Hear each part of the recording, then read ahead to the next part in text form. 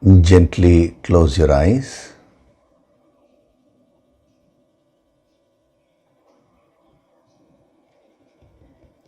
Do deep breathing.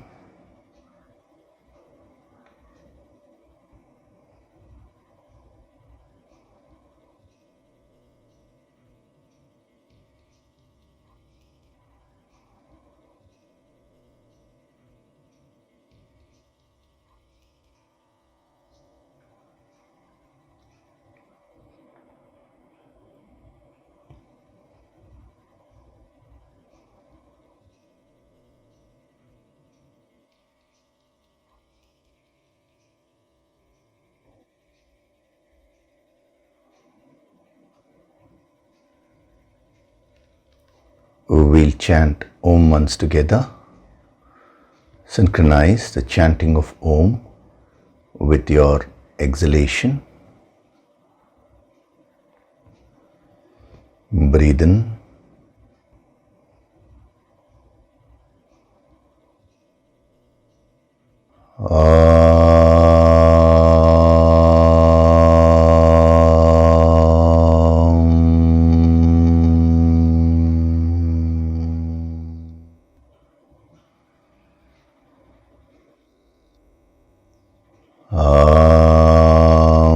Sahana vavatu, sahanau bhunaktu, sahaviryam karavavahai, tejasvinavaditamastu ma vidvishavahai. Om Shanti, Shanti, Shanti.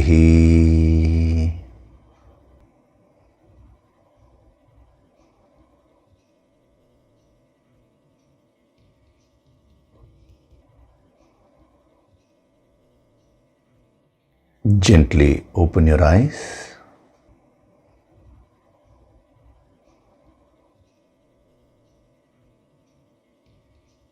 We'll chant from verses 68 to 72 of chapter 2.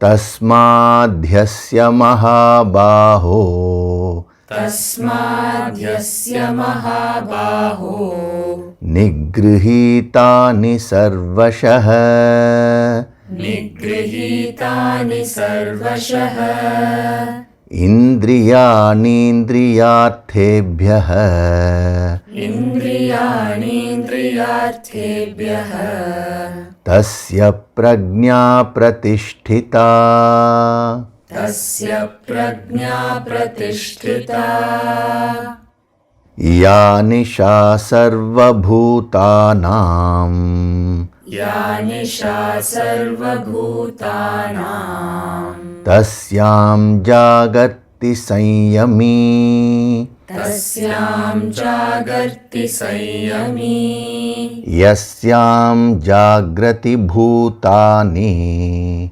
yasyam jagrati bhutani, sa nisha pashyato muneः, sa nisha pashyato muneः, आपूर्यमाणमचल pratishtham, आपूर्यमाणमचल प्रतिष्ठम्, samudramapah pravishanti yadvat, समुद्रमापः प्रविशन्ति यद्वत्, tadvat कामायं प्रविशन्ति सर्वे, तद्वत् कामायं प्रविशन्ति सर्वे, स शान्तिमाप्नोति न कामकामी, स शान्तिमाप्नोति न कामकामी,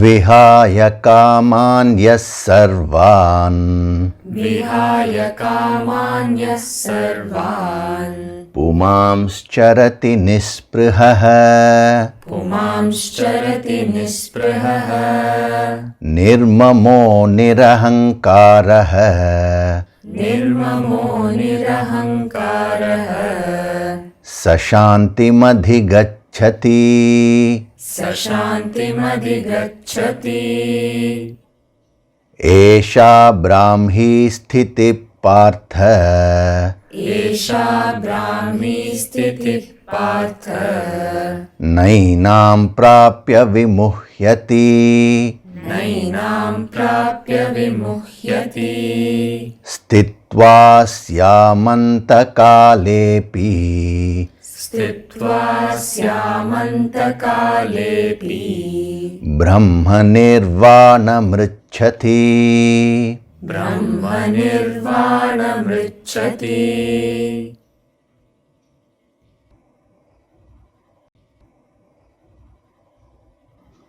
Hari Om, and a very good day to all of you.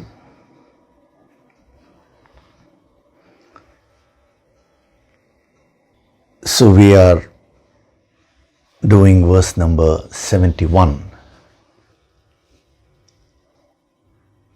wherein he is giving the fundamentals of sadhana, that is the fundamental principles behind any sadhana which we do.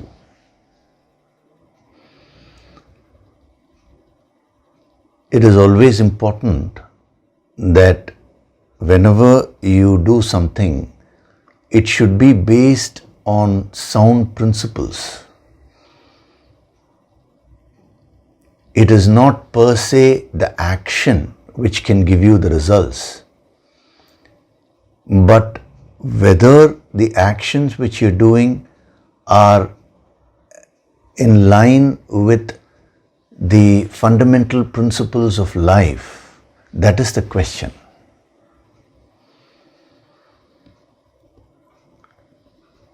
For example, if you want to, let us say, achieve success in a particular field, now if you deeply analyze, you will find that there will be certain fundamental principles associated with that field.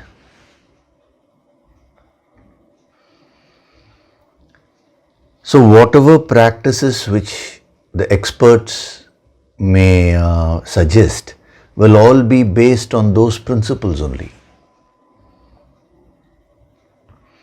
If you take a field like singing, let's take the example of classical singing, Indian classical, Carnatic or Hindustani, anything. Now, there are certain fundamental principles behind the music, like the basic 7 swaras or notes, and then you have a few more other notes.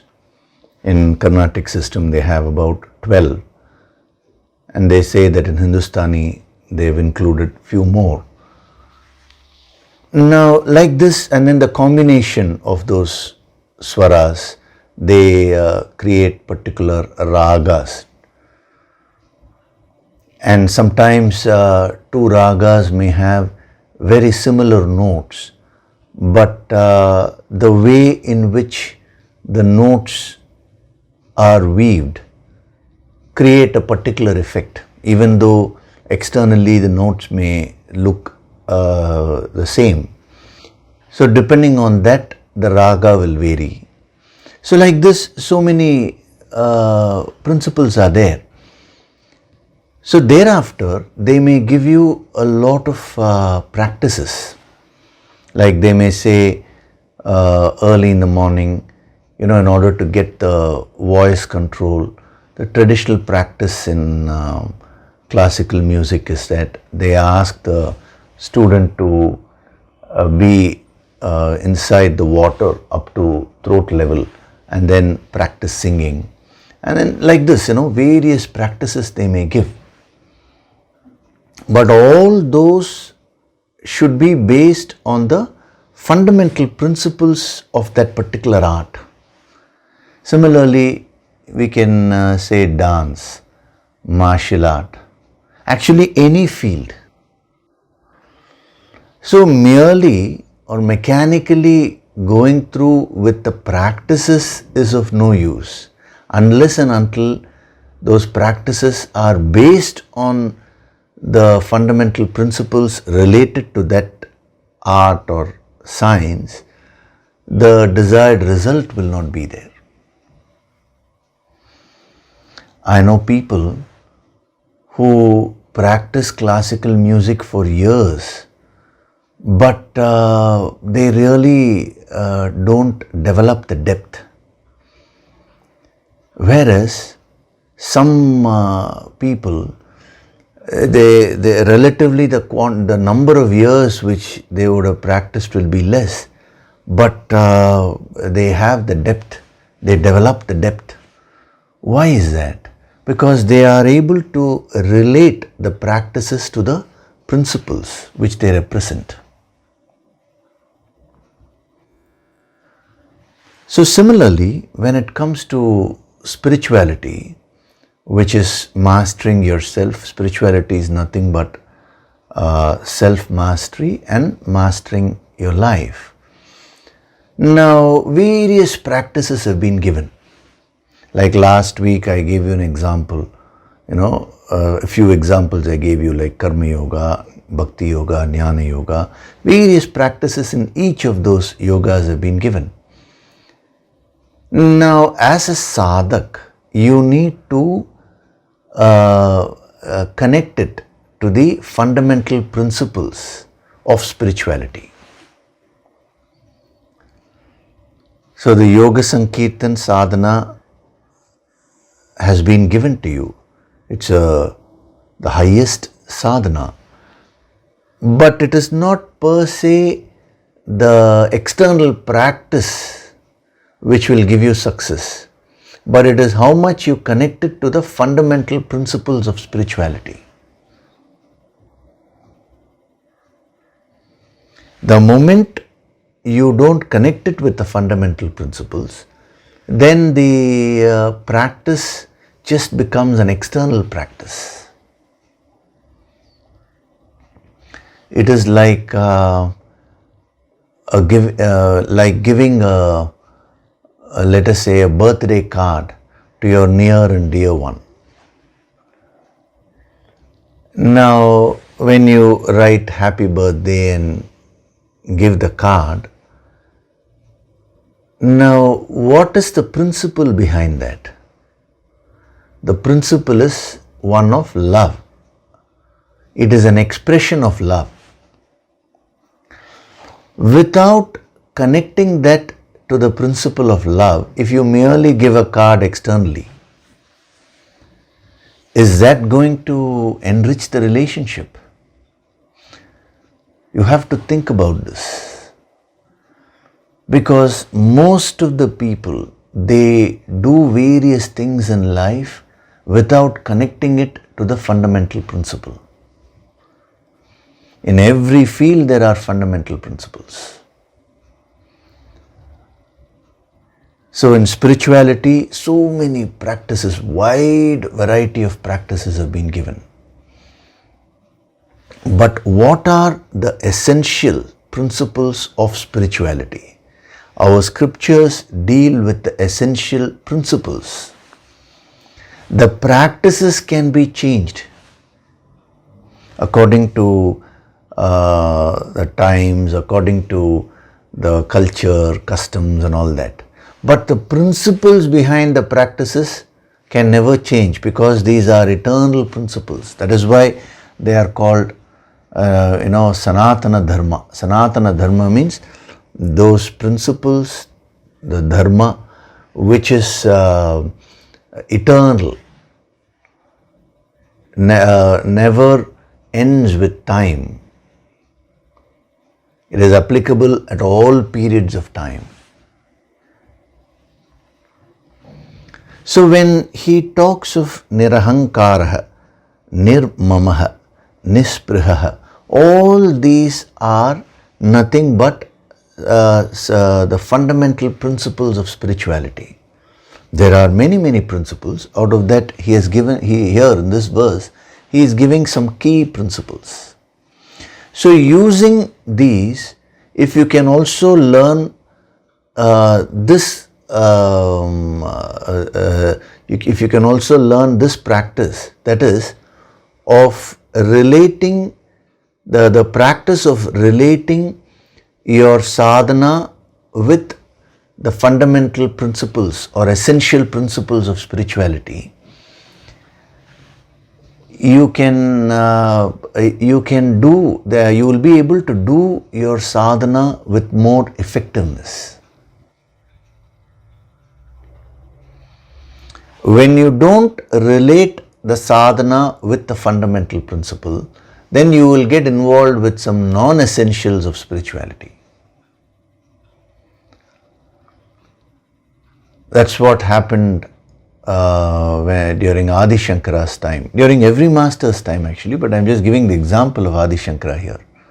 So he himself was a great scholar of Sanskrit, but he found that many Sanskrit Pandits were just involved with the language per se, the beauty of the language, without using it to raise and go further up. And that is why he told that Sanskrit grammarian, the Bhajagovindam, it is Bhajagovindam, Bhajagovindam, Govindam Bhajamudamate. When the appointed time, that is the time of death, when it comes, Sanhite Kale, Nahi Nahi Rakshati Dukran Karani. These grammar rules will not save you. Now, he is not talking of merely grammar rules there. He is referring to the non-essentials of spirituality. That is only symbolic.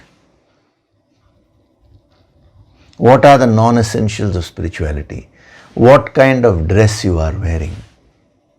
See, generally, if you were to think about it, you take up all the non-essentials. This is a general trend which I have found. People take up all the non-essentials and then they call that as spirituality, and anybody who does all that, they think that person is spiritually developed. So today, a person's spiritual development is measured by the dress which he or she wears. Per se, the dress is a non-essential. If you take Jnana Yoga, how much you know, the mastery over the Sanskrit language or whatever the language of that particular scripture is, or the quantity of knowledge, all these things are non-essentials. Similarly, in Bhakti Yoga, the various rules pertaining to the rituals and the pujas, the worship which is done, those are all non-essential. They keep changing. In Karma Yoga, the acts of seva or service, they never lay stress on that. What are the essentials? For example, in Jnana Yoga, the essential is how deep do you go into one principle rather than superficially learning many principles. That is a non-essential, whereas the depth is the essential. In Bhakti Yoga, the devotion, the bhavana is the essential principle. In Karma Yoga, the identification and the spirit of seva, the spirit of service and sacrifice, that is what is the essential, not the external act.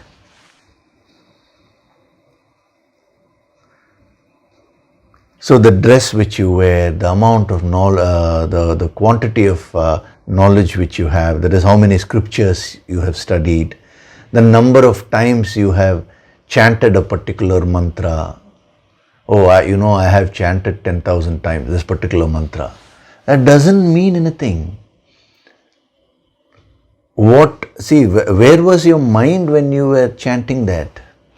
When I say mind, not merely the conscious mind, the mind in its entirety. Oh, I have performed this particular ritual, 10 times. That is every year once. Last 10 years I have been performing. Per se, it means nothing. What have you used it for? That is in terms of the spiritual growth? That is the question. So, when we are going deep into these principles, understand that these are the basic principles of spirituality. So the master may keep giving so many practices, but whenever you come across the principles of spirituality, now keep on learning them so that your depth in your sadhana will keep increasing. See, when you understand the purpose behind the sadhana which you're doing, now that sadhana will give you more in terms of spiritual growth and any other benefit also. When you don't understand the purpose, and if you do it mechanically, or if you misunderstand the purpose, then that sadhana will not be fruitful. So externally, a deep sadhak and a superficial sadhak. A superficial sadhak is not a sadhak. They both will look alike. It will look as if both of them are doing the same sadhana. But the difference is in the depth. And that depth can come when you start absorbing the fundamental principles of life and living. So here is one such opportunity. Nirahankaraha means being without ego. This is the fundamental principle of spirituality. Nirmamaha, without mindness, without possessiveness. You may just have one dress, but if you are attached to that, if you are possessive about that, then you are not spiritual. Another person may have 100 dresses, but if he or she is not at all possessive about that, then that person is spiritual. You cannot determine a person's spiritual development based on externalities. That is what we primarily understand from a verse like this. Actually, throughout the Bhagavad Gita, he lays stress upon the internal principles, the subtler principles. If you go by mere external expressions, you will invariably come to wrong conclusions in life. When I say mere external expressions, I mean things like lifestyle and all that. People who are not at all spiritual, you will think they are spiritual. And people who are genuinely spiritual, you will conclude that that person is not spiritual. Some of the greatest masters have gone unknown, unnoticed. Why? Because they never put on any external show of spirituality. They practiced these qualities like nirahankaraha, nirmamaha and all these things to the core. They were just so naturally simple. Simple again doesn't mean a simple lifestyle necessarily. I mean simple as with respect to one's personality, a simple person. See, even there, when we say simplicity, you will immediately relate it to the external lifestyle, the wealth. People think if a person is poor, that person is simple. If a person has a rich lifestyle, that person is not simple. Not necessary. A person may be very rich, but as a person, is he or she simple, straightforward? That is the question. So, in this particular verse, verse number 71, it is such a crucial verse before he is going to start the exposition of Karma Yoga and then the various aspects of sadhana throughout the rest of the Gita. Now, why is this particular verse so significant? Because he deals with certain very, very basic and fundamental principles. And even though I'm saying these are basic principles, these principles are applicable right from the lowest level to the highest.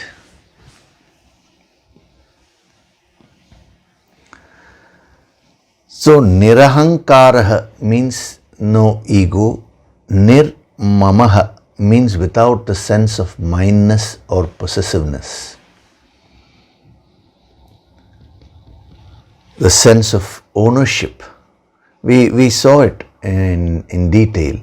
Now I'll give you just a few more subtle points about possessiveness. Whenever you are possessive about something or about a person, you will want to control that person. The tendency to control another person comes from the mamakara. You will not give the freedom to the other person.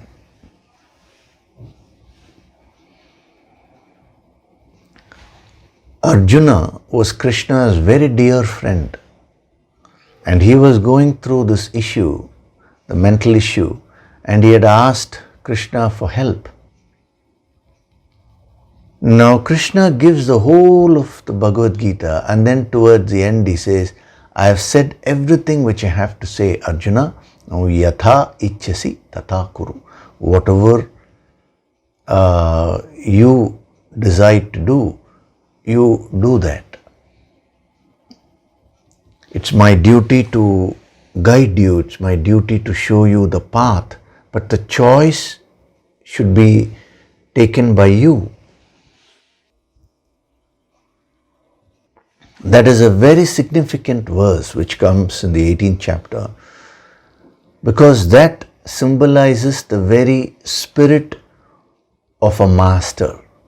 A master goes all out and helps the student. He guides the student, but then he gives the freedom also. He respects the student as a human being. A human being alone has the choice. So the very spiritual practices, that is the very crux of spirituality, is freedom.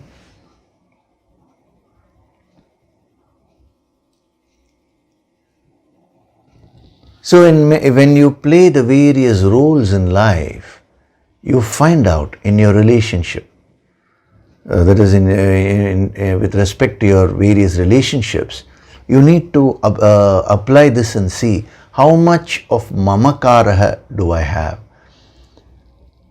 Am I having a pure love towards the other person, or am I having the possessiveness, that is, am I not wanting to give the necessary space to the other person? See, whenever you are possessive, you don't give the space to the other person, the psychological space.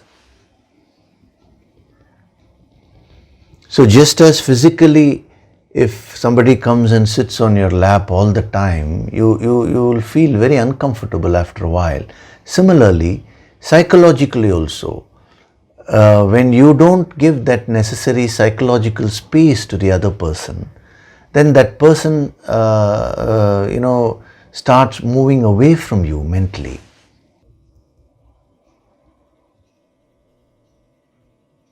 Kindly make a note of that. Actually, when it comes to ahankaraha, and then the one expression as example he has given, which is mamaha, various other expressions are also there. When we take all these, we can clearly see that there are three grades of ego, three classes of ego.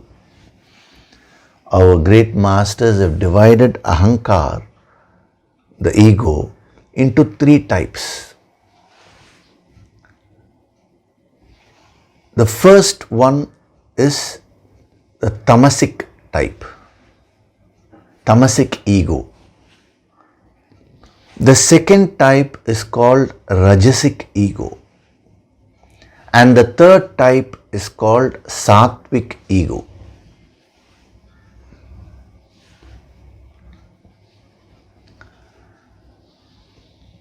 Now, what do we mean by tamasic ego, rajasic ego and sattvic ego? I'll explain that, because this will be extremely useful to you as as a sadhak.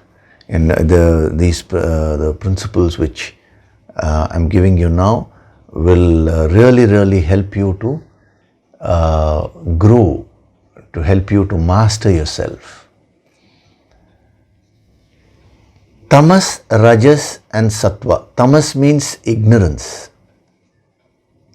darkness. Like when you're very lazy, we say you're tamasic. When you're very stubborn, we say you're tamasic. These are all various qualities. Rajas is nothing but passion, extreme activity. When you're a workaholic, you become rajasic. When you become highly stressed due to too much of work pressure, that is rajas. The pride over wealth and other things, that is also nothing but rajas. Now sattva is nothing but goodness, relative goodness, relative purity. Now they say the ego can be classified based on these three gunas. They are called gunas. Gunas means qualities.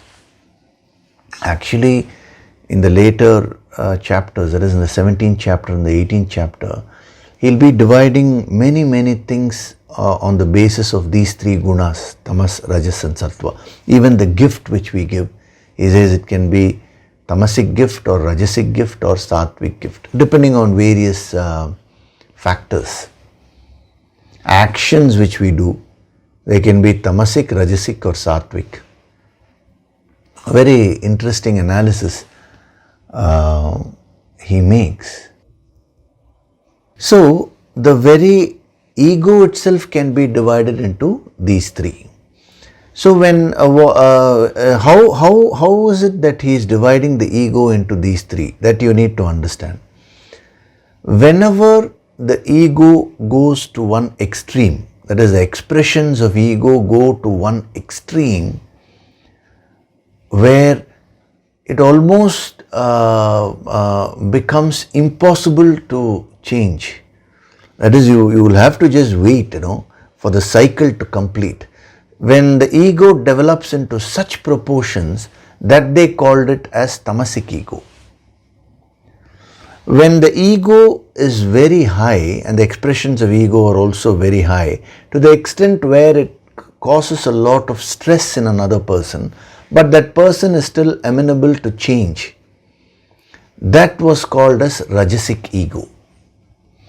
When the ego is well under control, not gone completely, it's still there, but it is not so pronounced, that was called as sattvic ego. Again, the tamas, rajas and sattva should not be judged based on externalities. They are called gunas. Gunas means inner qualities. Remember that. A person may be, for example, doing a puja. He may do a puja in a tamasic way with tamasic ego, or he may do the puja with rajasic ego, or he may do it in a sattvic way also. The tamasic and rajasic ego, they are not conducive for spiritual development. Whereas sattvic ego, I wouldn't say sattvic ego is conducive for spiritual development, but at least sattvic ego ensures that you don't devolve. It doesn't put any block in your spiritual path when you're doing your sadhana. That is why they said, even though sattva also has ego, between tamas, rajas and sattva, they said go on increasing your sattva. Keep increasing the various sattvic qualities. But one day you have to transcend and go beyond sattva also. Clearly with that understanding, you should pick up more and more sattvic qualities in life. So tamasic ego, that is, people who had tamasic ego were called asuras. See, this has been explained in every religion. If you take Christianity, they talk of Satan. Who is Satan? Satan is not a personality. Satan is nothing but the ego within you. When the ego starts expressing too much, then you are under the mercy of Satan. In Islam, they personified ego as shaitan.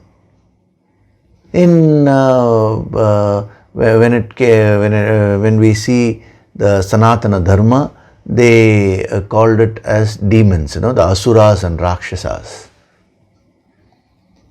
In Buddhism, they called it as Mara.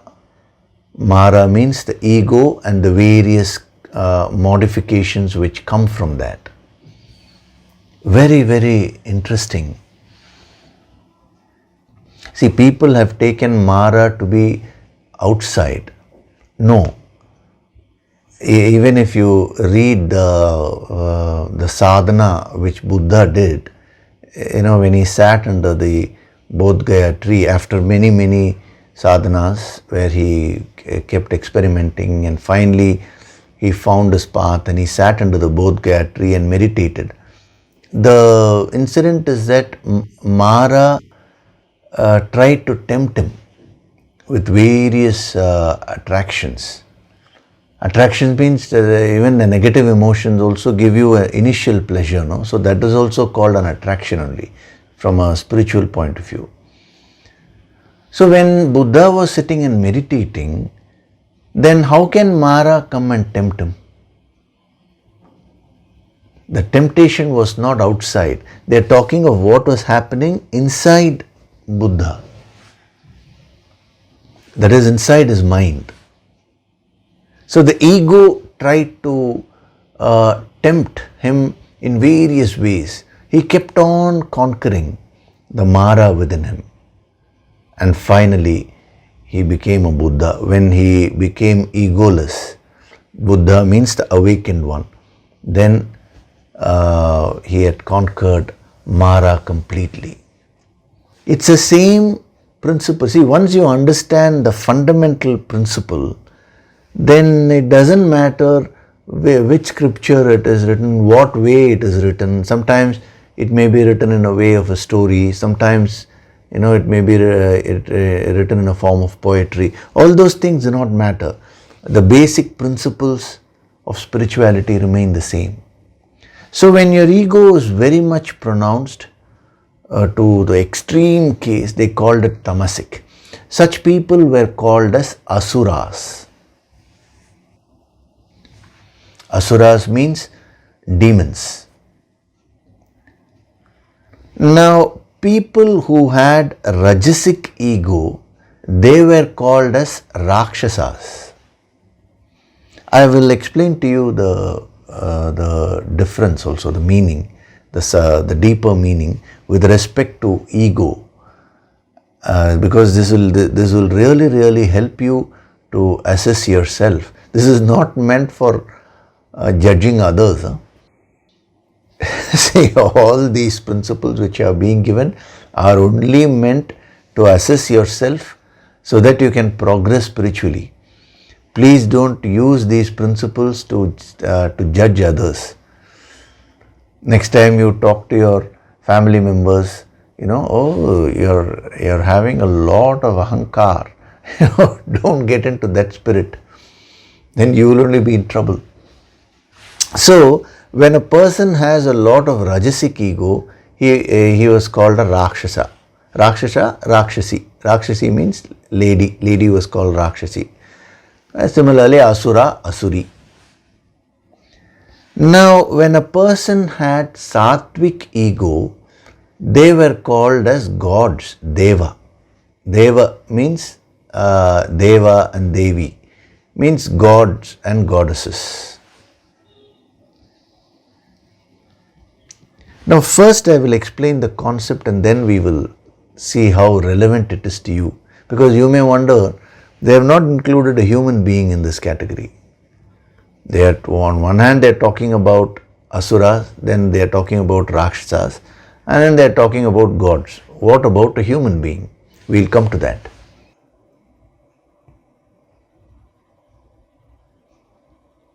The asuras, what are the characteristics of asuras? That is what you need to understand. So the central thing is ahankar, ego. When the ego goes to the extreme, what will happen is the mamakaraha will become too much. So asuras are extremely possessive. Or rather, when a person is extremely possessive, that person is called an asura. Okay, I'll explain why they have not included a human being also, because then it will become easy when you understand it with that concept. That is, see, when we talk of asuras, rakshasas and devas and all that, they are not beings outside. They are actually existing within a human being. We are only talking of the different grades of ego here. So when your ego becomes very pronounced and when you have tamasic ego, then you become an asura. All the three, the asuric aspect, the aspect of a rakshasa and the godly aspect, all these three are within a human being only. You don't need to go in search of an asura or rakshasa or deva to outside you. Some people think they ask these kinds of questions. Where exactly is hell? Where exactly is heaven? They are not geographical places. They are different dimensions of consciousness. See, when they talked about 14 lokas, loka means world. They are not different worlds, they are different dimensions. And what do we mean dimensions? Different dimensions of development in terms of your consciousness. When your negativity goes on increasing, then your consciousness starts lowering. You start becoming an asura or asuri. They say there are 7 hells. Each hell is one, whenever there is a particular negativity, that is one level of hell, one level of consciousness. All this is happening within you only. Similarly, there are 7 heavens, they say. Again, the higher consciousness, different levels of consciousness. So when a person has tamasic ego, then that is to the extreme point where the possessiveness will be maximum. To that extent where that person will, cannot be normal at all. The person will be willing to do atrocious activities for the sake of owning that particular object or in order to get a particular person. They may even murder, they may do any act, they may harm everybody else in order to get what they want. That tendency is what they depicted as an asura. So the key principle with respect to the asuric, that is the tamasic ego, is stubbornness. When a person is extremely stubborn, stubbornness means not willing to change a negative trait or negative habit which you have within you. That is called stubbornness, the unwillingness to change. So that stubbornness comes from tamas. So when you're too stubborn, it means you're having tamasic ego. See, if we independently analyze asura, rakshasa and deva, there are so many qualities. Now I am not going into all the qualities now. We are only taking one or two which are related to the concept of ego here. Now similarly, when you take rajasic ego, there the ego is very pronounced. The person will not directly go to the extreme, extremes of harming others and all that.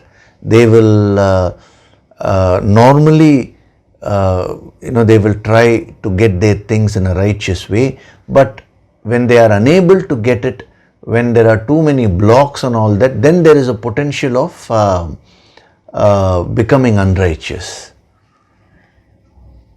A typical example of a rajasic person which they have depicted in our Shastras is Ravana. See, Ravana was a Rakshasa by guna. He was actually born to a great sage only, a great saint. Still he was called a Rakshasa because of his quality. Now, it is very interesting, if you read the Ramayana, Ravana is said to be such a wonderful person, a majestic personality. Ravana was not an ordinary person. He had mastered the art of singing Veena. He was a great devotee of Lord Shiva.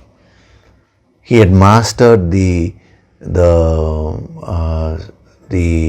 science of Jyotisham, the astrology.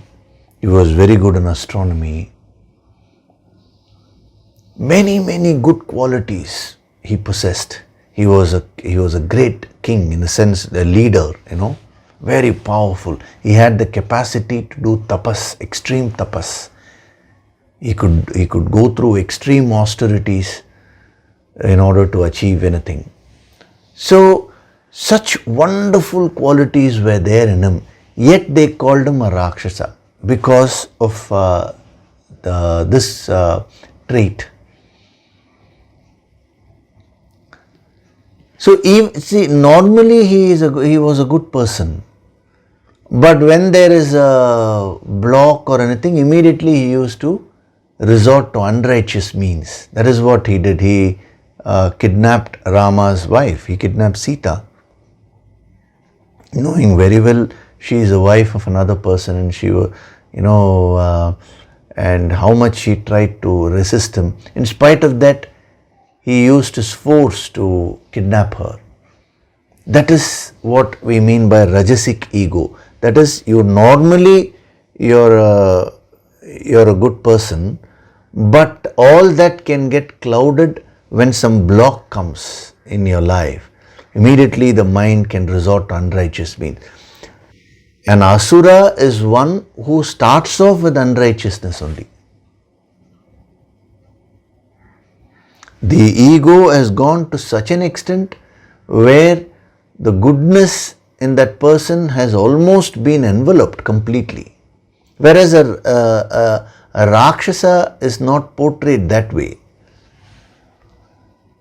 in our scriptures. They are basically, they have some goodness and they have this negative trait also. And many a times these negative traits overpower the goodness. Now, when it comes to sattvic ego, when you are relatively good, you don't want to harm others unnecessarily, You put in your efforts and you get your wealth, whatever, in any form. It could be money, it could be power, it could be name, fame, whatever it is, sensual enjoyments, everything. You're happy to enjoy all of them. That is, you do things in a more dharmic way, more righteous way. That the ego is present there, but it is sattvic in nature, relative goodness. It is not absolute goodness, but relative goodness. So they were called as gods, devas. Now the moment I say that, some of you may wonder, what about somebody like Indra, who was a king of gods? Because Indra did a series of mistakes. If you read the Puranic story, he was not such a lovable character. It is not true. They have portrayed here and there one or two negative traits of Indra. That's why I said relative goodness. Sattvic ego is still ego only. There is always a chance to devolve. That is why they have shown the gods as good people, but sometimes they can also resort to negative things. Even in the Mahabharata, Yogishri was such a nice person, but he got involved in the dice game. He had a weakness there, and that robbed him of all his senses. So they have given such incidents to say that ego in any form is dangerous. The ultimate solution is going beyond all this and to get enlightened. So now ahankaraha can be divided into these three, and all these three are present within you.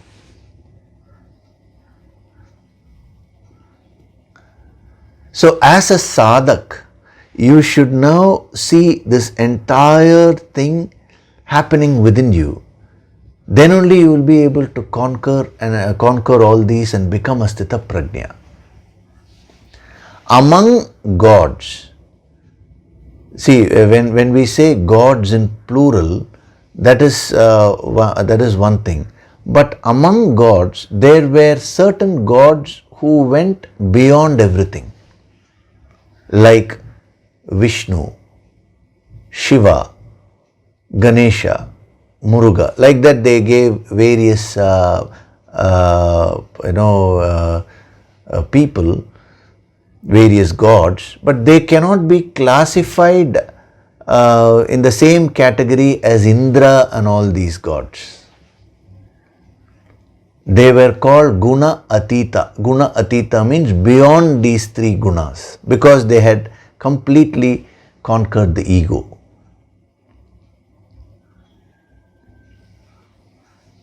So the aim of spirituality is to slowly destroy the asuric and rakshasic ego, convert them into sattvic ego, and then finally transcend the sattvic ego and become enlightened, become a sthita prajna. So this whole thing has been given in the form of Puranas.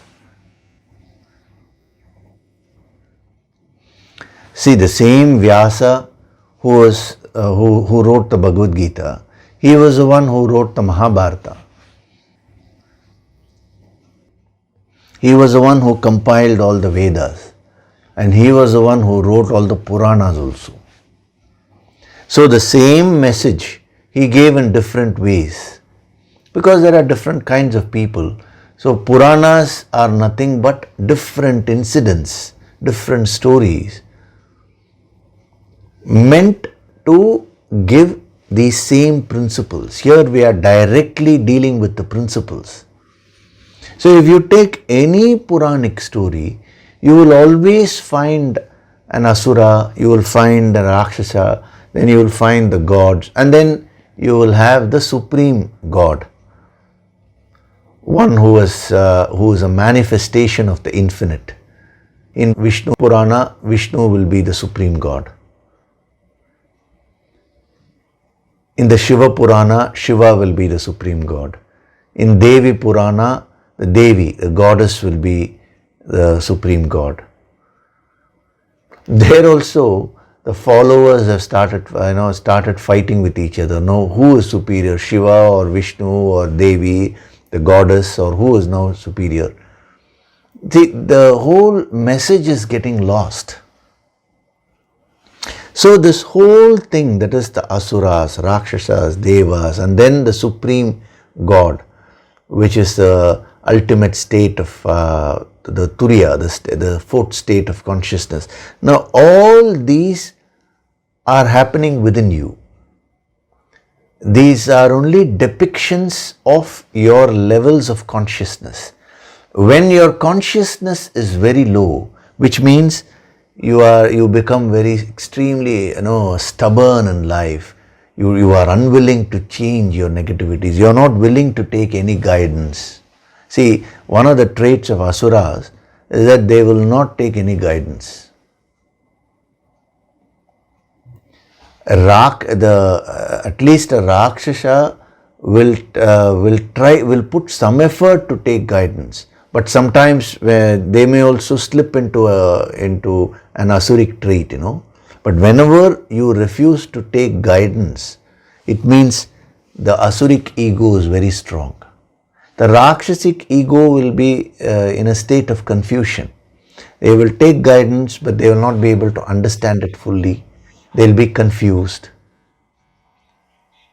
A person who is sattvic, even though there will be ego, still that person will take guidance. Guidance in areas of ignorance.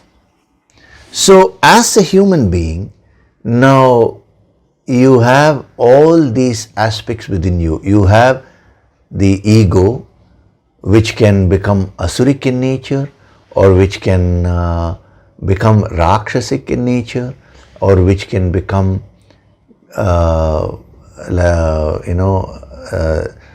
godly in nature. And then you also have the egoless state within you. So when your consciousness keeps going down, what happens is you will start developing very, very negative traits like stubbornness, extreme violence and anger, wanting to harm others, either physically or verbally, psychologically. In so many ways you can harm others. You start getting a pleasure out of harming others. That is a trait of asuric ego. When you have the rakshasic ego, when that is there within you, then you will be very highly stressed. You cannot sleep peacefully. You will get so excited about every little thing, excited to a point of fault, where you will lose your balance. Those are all traits of rakshasic ego. Whenever any challenge confronts you, you will immediately start looking for harmful ways by which you can, that is unrighteous ways by which you can fulfill your goal. In that process, you may harm others also. When you have sattvic ego, you will relatively be a good person. You will be more righteous in life. Still the ego is there, but it will not be so pronounced. So sattvic ego will help you to do your sadhana. At least you will say, yes, this problem is there, so let me take up the sadhana, let me do the yoga sankirtan to purify myself. The sattvic ego generates various desires, like the desire to do sadhana, the desire to surrender to a guru, to take guidance from the master, the desire to gain this wisdom. All these come from sattvic ego. That is why the master said your first goal should be to convert tamas and rajas to sattva. You should start developing more sattvic qualities. Even though sattva is not the highest state, still they encourage that, because unless you develop sattva, now you will not be able to do sadhana in life.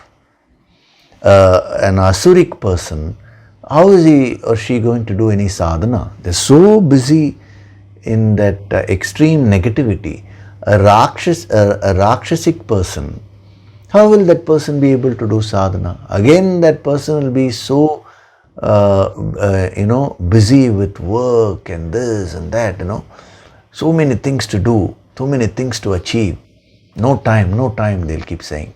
Whereas it is when you develop sattvic qualities that you will start allocating some time in your life for sadhana. You will start giving value for spirituality.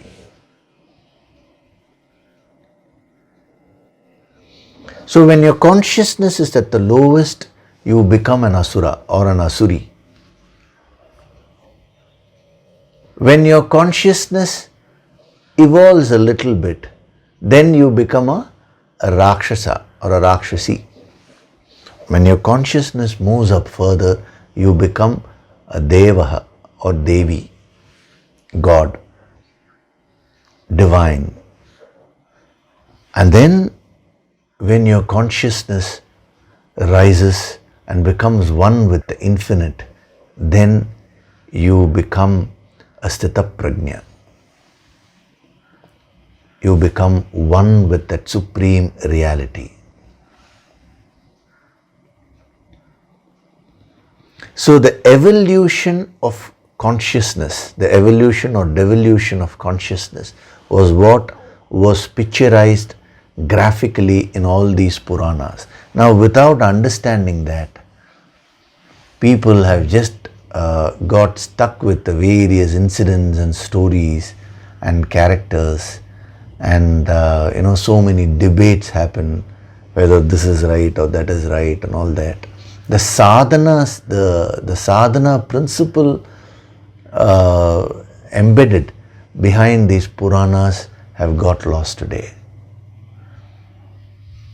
Even when it comes to the Bhagavad Gita, now, so much of emphasis is laid on the chanting part, the grammar part and all that. That is all good only. But the real purpose of Bhagavad Gita is not all that. The real purpose is to give the sadhana principles. Only the yogic approach will help you to eke out the sadhana principles.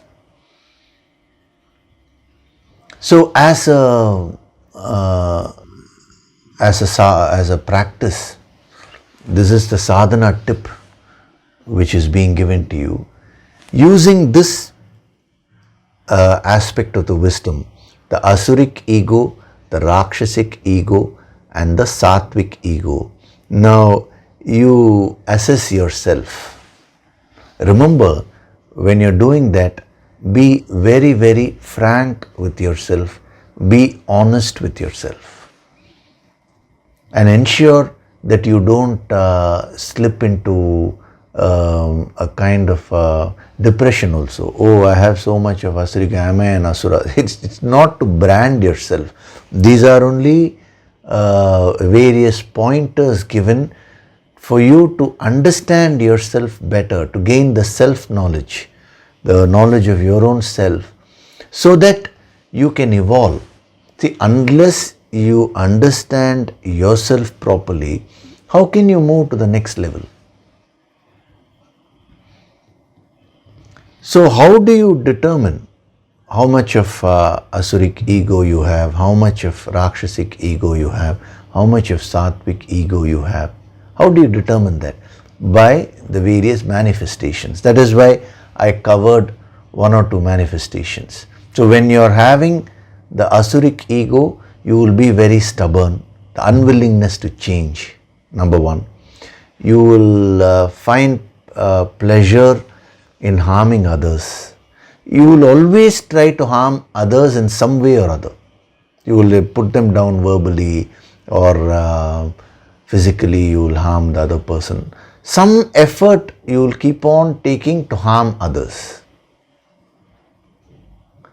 And the third thing is where you will not want to take guidance from anyone. Why? Because there will be a deep-rooted fear and insecurity. You don't want to face yourself. You don't want to face your own negativities and change. So when a master finds a student having the asuric ego, then he keeps quiet, he waits, because the person will not want guidance. Then how is it possible to give guidance? Similarly, when you have Rakshasic ego, again the 2-3 manifestations I had given you, you will be very stressed. You will be a workaholic. Workaholic in the sense you will work with so much of excitement. See, to say I am very calm when you're not working is tamas. When you work only, you will know whether you have rajas or tamas within you, or you are truly sattvic. Some people, they claim that they are highly sattvic. Why? Because they have not taken up any responsibilities or they don't do any duties in life. That is tamasic. So when you perform activity, now if you're getting highly stressed, if you're getting worked up, then understand that you have a lot of rajas within you. You will generally not want to harm others. But when some challenge comes, when some block comes, then in that emotional, the fit of that emotion, you may harm others.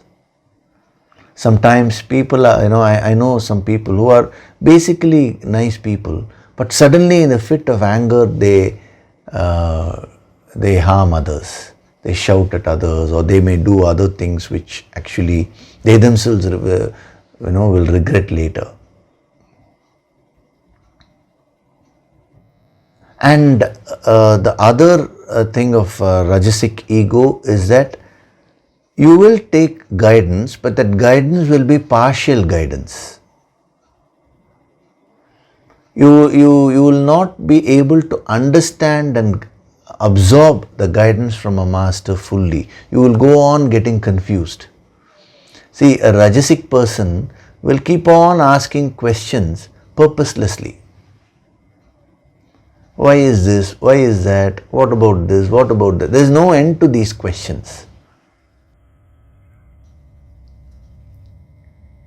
So that means the Rakshasa aspect is active.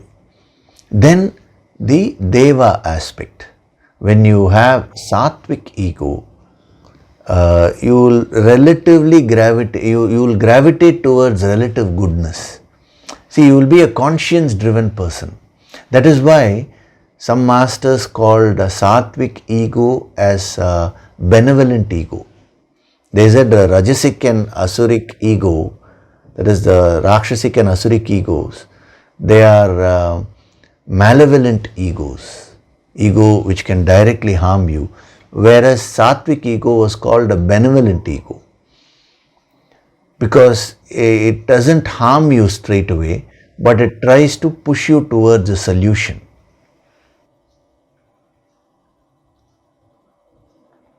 So when you have Sattvic ego, no doubt you have ego, you have your issues, you have various problems, but you will still try to follow certain basic principles in life, righteousness. You will not want to harm others, rather you will want to do good to others. See, wanting to do good to others is also ego from the highest standpoint, but it is still a far superior quality than wanting to harm others.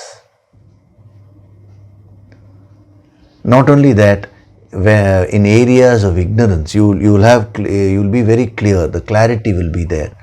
In areas of ignorance, you will surrender to the higher intellect, and you will take guidance from the master. So if you take Arjuna, initially the Asuric ego was very strong. That is why he said, I know everything. He was talking as if he knew everything. He was telling Krishna that all this is wrong. And then slowly the Asuric ego became Rakshasic ego. It became more Rajasic. He started getting confused. Should I do this or should I do that? He started putting it in the form of questions. Initially he said, this is bad, this is not the right thing to do. He was very sure, and then he became a little confused. But then towards the end, the ego became sattvic. He said, I really don't know what to do. I'm in a state of ignorance here. I surrender to you, Krishna. When he says, I surrender to you, is there ego there or not? That conditioned I is still there, but that is still a good quality. It helps you because it pushes you towards the higher. So the tamasic ego gets you more and more down. The rajasic ego also takes you down, but at a slower pace. The sattvic ego pushes you up towards the higher. If there also, if you don't keep the ultimate goal as your destination, somewhere down the line you can again slip and come down. That is what is depicted with many, even in the Puranic stories, many people who are so sattvic, suddenly they get involved in some attraction or some emotion, and then they do a series of wrong things. So the possibility of devolution is still there, but it's very minimal with respect to sattvic ego. So as a practice, the sadhana practice which is being given to you today is this only. Use this wisdom to first understand yourself. How much of the tamasic ego do you have? How much of rajasic ego do you have? How much of sattvic ego do you have?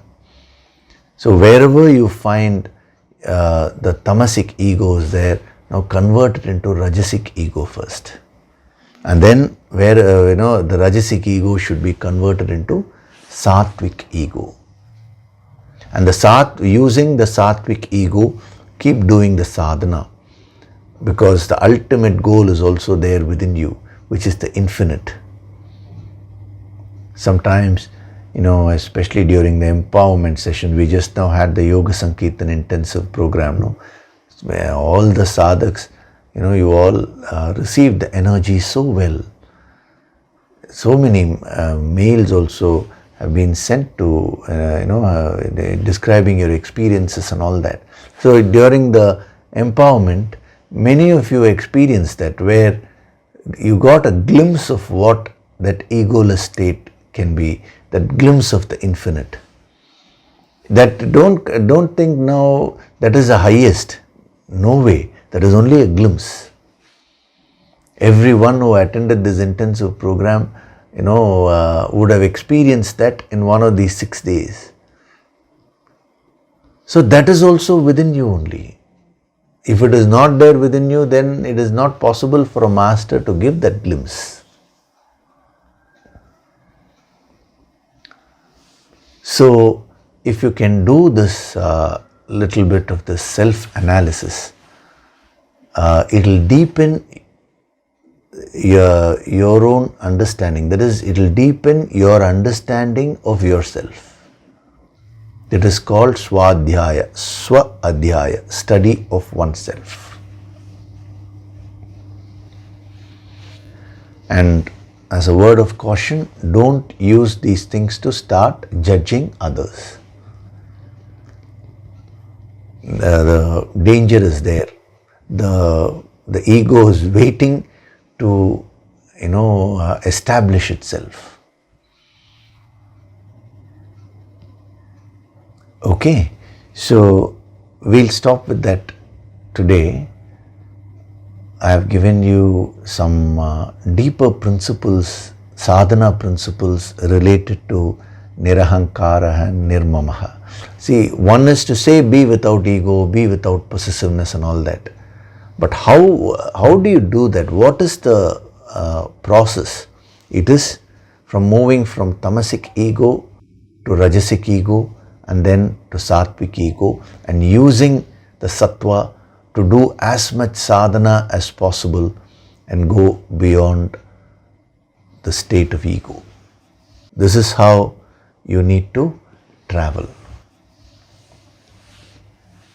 Travel means, this is how your consciousness has to travel. The different states of consciousness which you will be experiencing. Okay, so before we do the meditation, I will take up one question.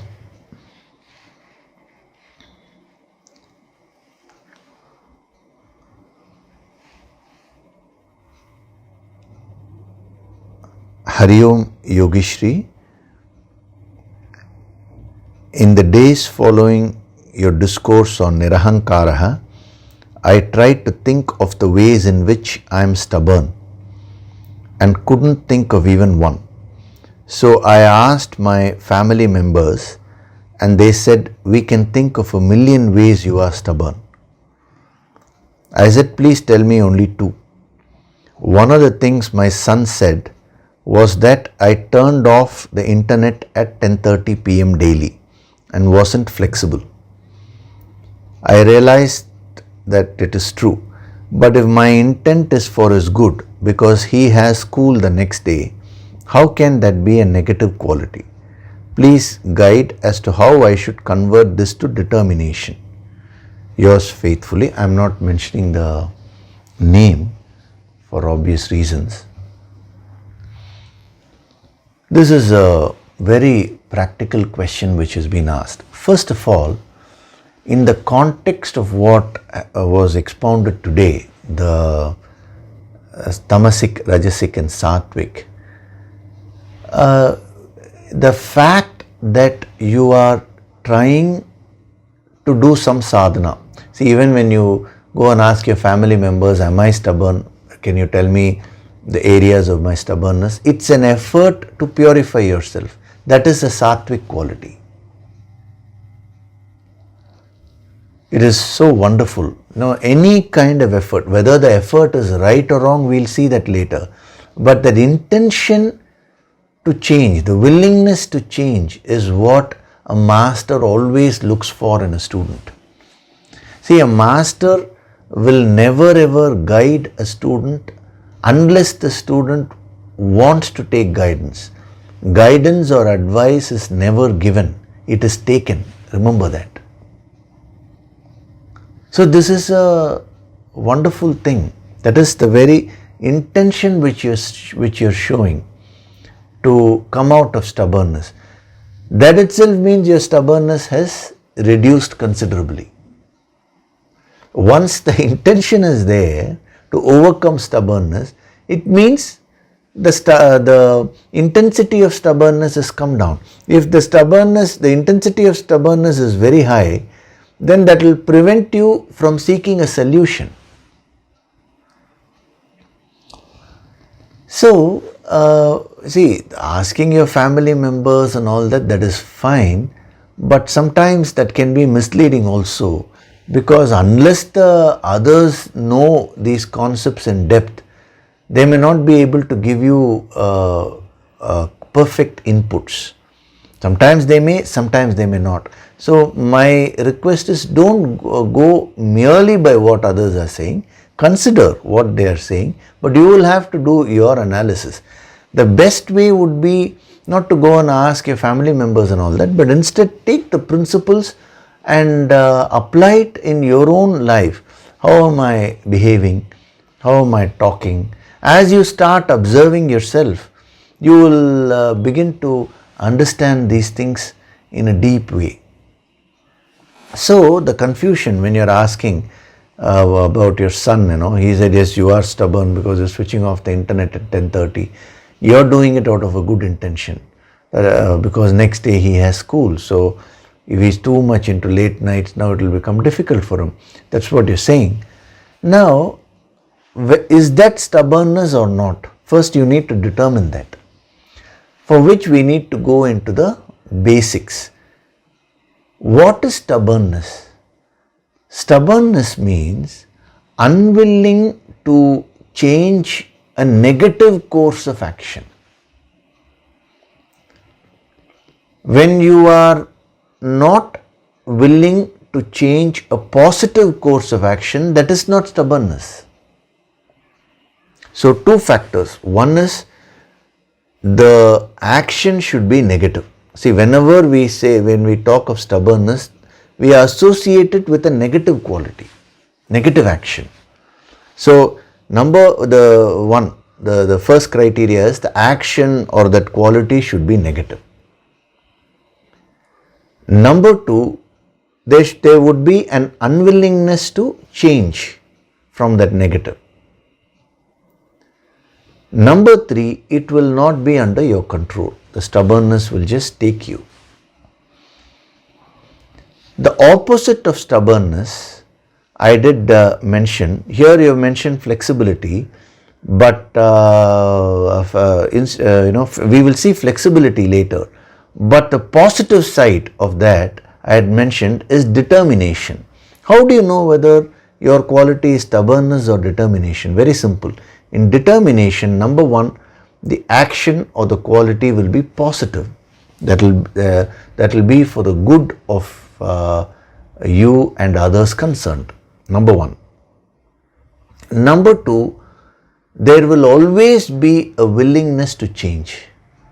In case you have made a factual error that is being pointed out, you will immediately change your course of action. That is where the flexibility comes, the willingness to change.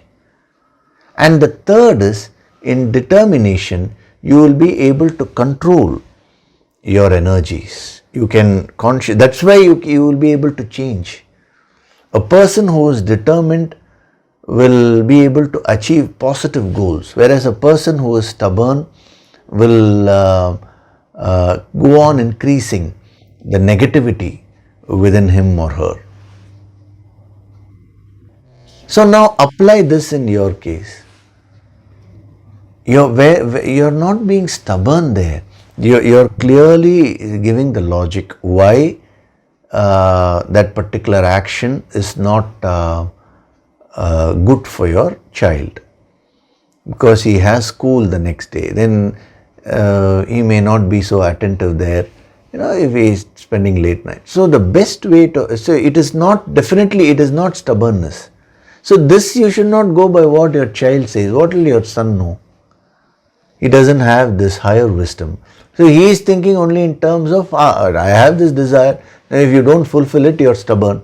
If you don't fulfill it, if you fulfill it, then you're a great parent. See, that is the criteria with which he is going. Now you should use your clarity and understand this in a better way. So the best way of handling this is, you should have open conversations with your children. You should first establish a deep, friendly relationship with your own children. Friendly relationship. Generally, parents don't communicate to their children at all. They don't have the time. See, nowadays, who has the time? Everybody is busy with some work or other.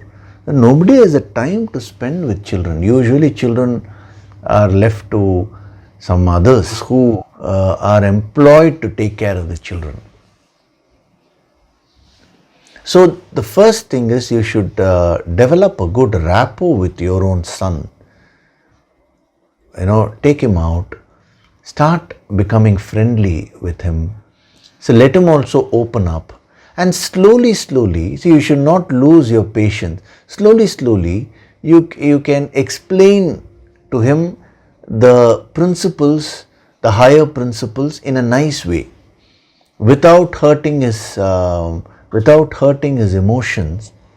if you explain things in a nice way, over a period of time he'll begin to understand that.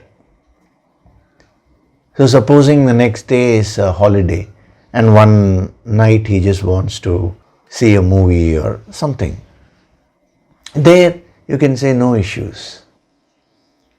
So then he will slowly begin to understand that you are not being stubborn, but you are being principle oriented. But if you just try to force it upon him without having any conversation with him, or without, see, even that conversation will be successful only if you build a good relationship.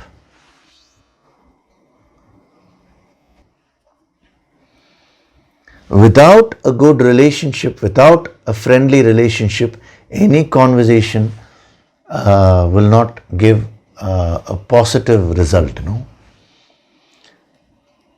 So that is the way to handle that issue. Even though you have not asked that question directly, I just gave you those tips. But primarily, this is definitely not stubbornness, because it doesn't fit into any of the criteria of stubbornness. Okay, so that's what you should be careful in the name of overcoming ego. Now you should not go to the other extreme and become overcautious also. So understand this wisdom in the correct way, it will give you clarity. So apply these tips and then you get back if the issue is still there. It is not only with respect to this issue, with respect to all relationships, you can apply this principle and see. Okay, so now we'll do meditation. Gently close your eyes.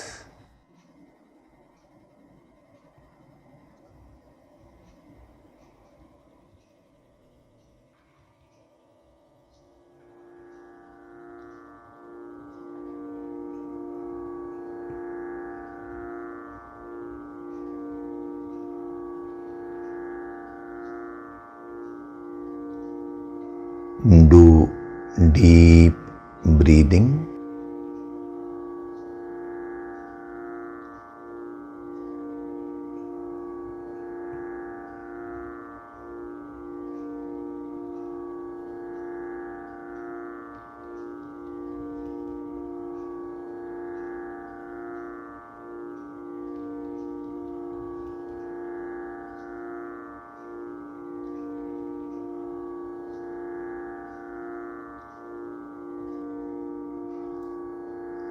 With every breath, feel the divine vibrations.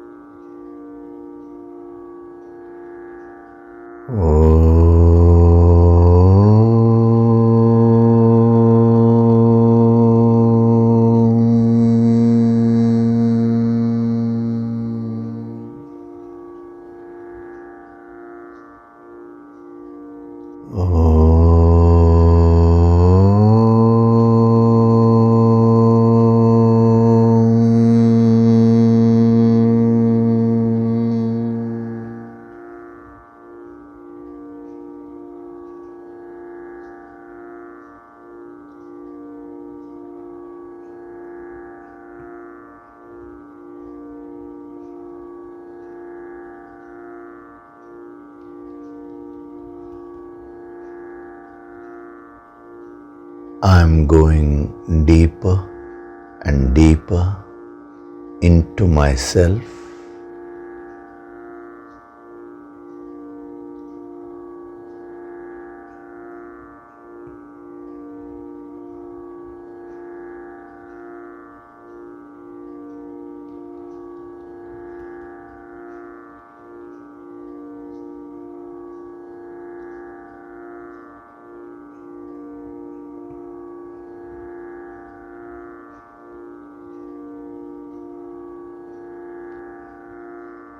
the ultimate purpose of life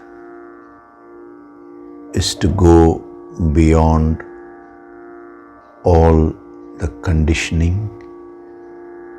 and become one with the infinite supreme reality.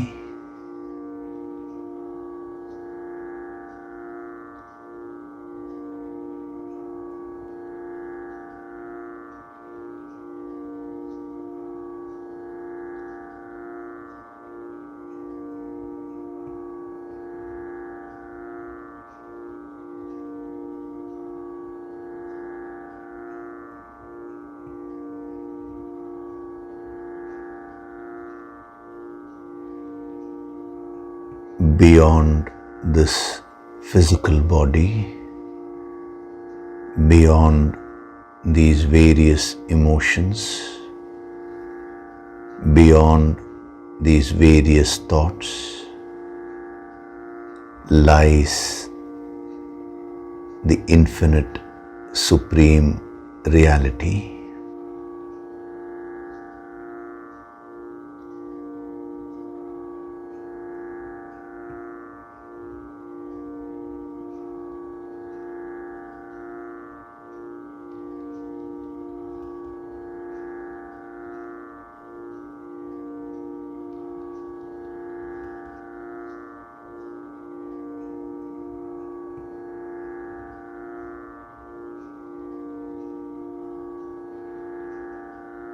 The path, the sadhana, is the practice of nirahankara and nirmamaha.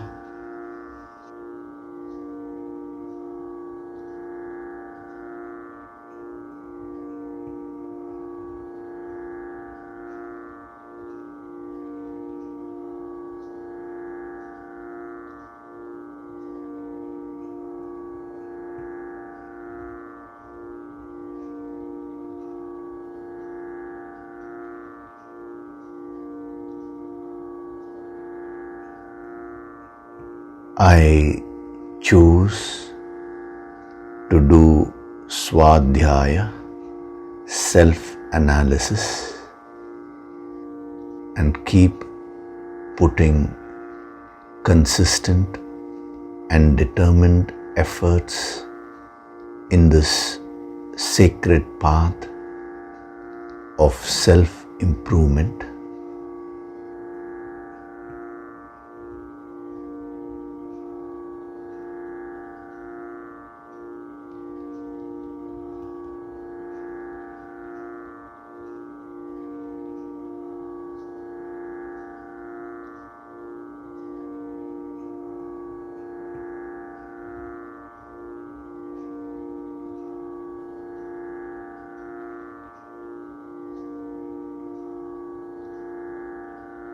I am Swayam Prakashit, self-illuminating.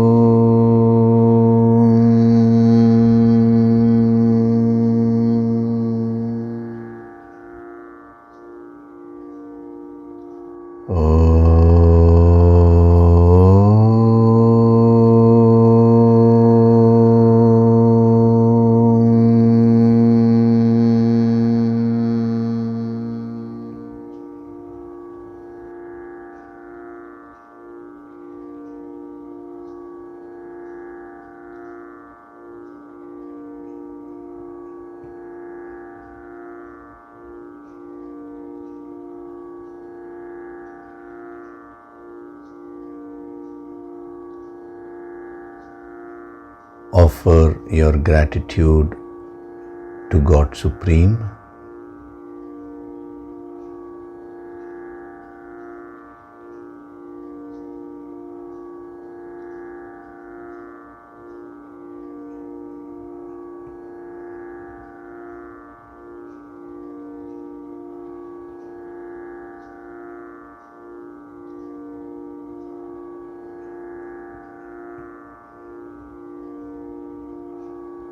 Offer your gratitude to your Guru and all the holy masters.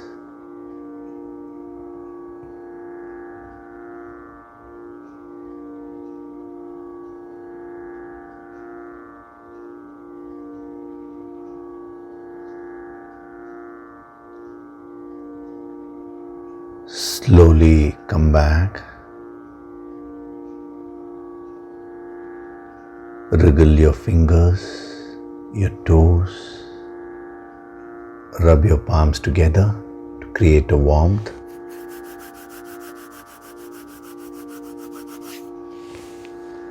Cup your eyes with your palms.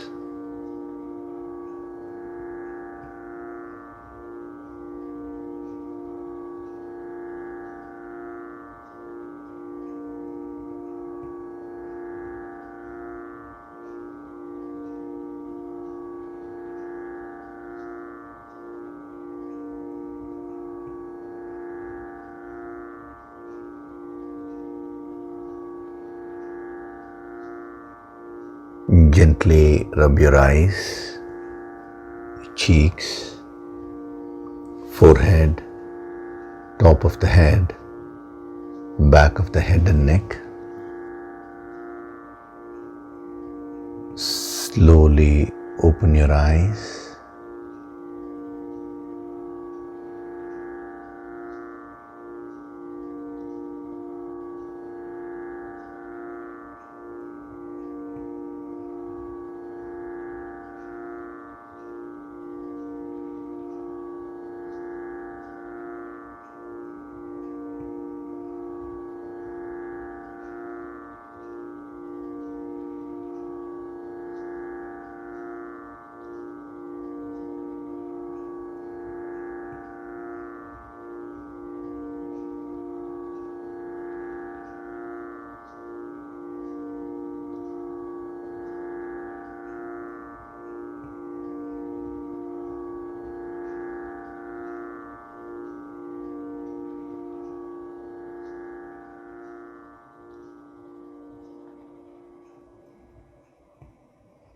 Welcome back.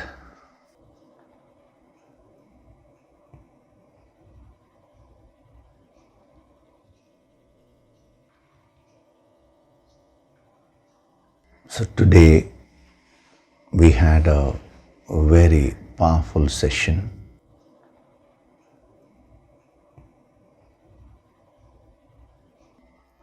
Deeper insights have been given to you about the ego.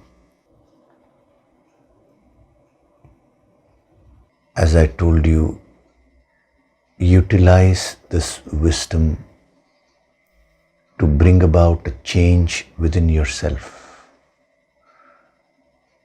Kindly don't use this wisdom to judge others.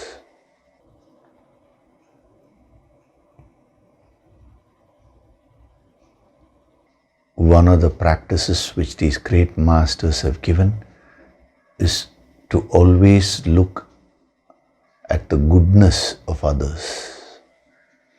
So if you start becoming very judgmental with this, then the very purpose of sadhana will be defeated. Your goal is to become one with the infinite. Your path is that of self-purification. All these principles are aimed towards self-purification. And the more pure you become, the more powerful will you be. I gave you the special empowerments in the Yoga Sankirtan intensive program which just concluded.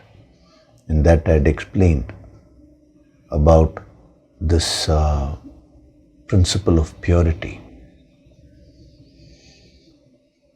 So utilize every bit of this wisdom to make yourself more and more pure. So reflect on whatever was given today and come back next week with a fresh mind. See, if you reflect and do a little bit of homework, then your penetrative ability will become more. The more your penetrative ability, the more can be given. That is, the deeper wisdom can be given. That is the whole idea. Okay. So, thank you very much. I'll see you in the next session. Hari Om.